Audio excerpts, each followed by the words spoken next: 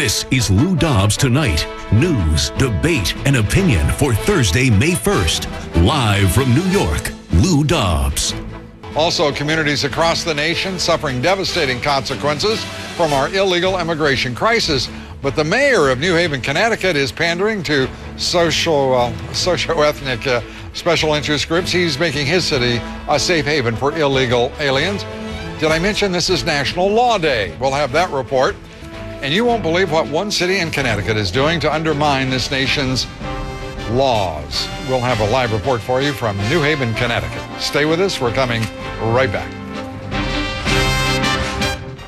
Up next, New Haven, Connecticut, home to Yale University, liberal elitism, and other stuff that happens at Yale. Tonight, under fire for its pro-amnesty agenda.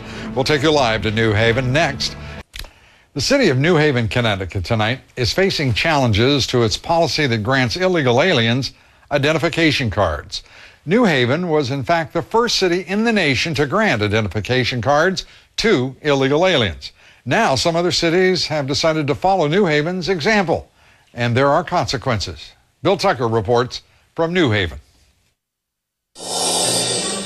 9 months ago, New Haven, Connecticut began issuing identification cards to any resident who lacked documentation. It's a program that creates official identification for illegal aliens. The city defends its program, saying the purpose is to create identification for all residents, and that illegal aliens are likely included because they don't ask anyone's legal status. The mayor declined our request for an interview, but as of April 25th, the city has issued more than 5,500 identity cards. But while the mayor isn't talking, his critics are. Homeland Security Chief Michael Chertoff told a Yale Law School audience that, quote, "I don't think having identifications to enable people to live illegally is a good thing. It's inconsistent with the law as we have it."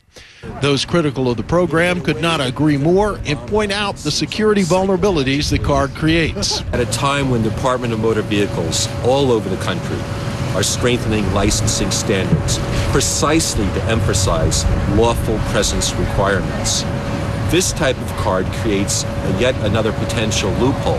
They actually facilitate criminal activity by enabling people to set up a new identity or to hide their criminal past or to hide their immigration status.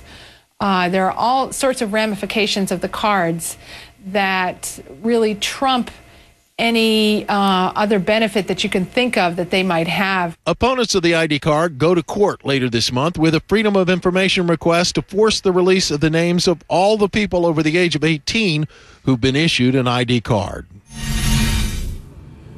Now, Lou, as you mentioned, New Haven was the first city to begin issuing identification to illegal aliens.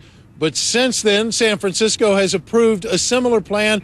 They're due to begin implementing it soon. There's been some discussion in New York, but frankly, Lou, the discussions in New York seem to have died. Well, it's great that New Haven's doing this. Just out of curiosity, why? Well, they're By the saying... way, I've got to say, I love the music there. That's great. Well, Lou, I have to tell you, very few people showed up. There's very few left, but they're making up for that with a lot of volume right now. The reason they're doing it, Lou, is they're saying they have a lot of people in this town that don't have identification, and they feel compelled to provide identification for them. So well, will they be able to vote? No, they won't be able to vote, but they're not checking the IDs either, Lou, and that's the problem a lot of people have is if you show up and give them whatever you've got, you get identification. There's no checking it. So they could vote? No, they cannot vote. It's a city identification card that entitles them to some city services like the library and the pool and some other city social services, but it does not allow them to vote. All right. We're going to take your word for it. Bill Tucker, thank you very much, in New Haven, Connecticut. And we want to update you on a story we reported to you last night. Congressman Anthony Weiner and Congressman Stephen LaTourette created a congressional caucus, a middle class